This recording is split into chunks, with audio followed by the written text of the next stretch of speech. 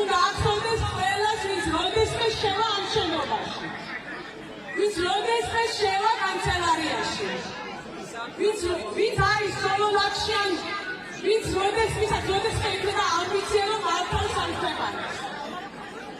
იტალიის გაერთიანების დროს ჯუზეპე გარიბალდი დადიოდა და ეკითხებოდა ხალხს. იტალიელებო, ვისია ეს ქვეყანა?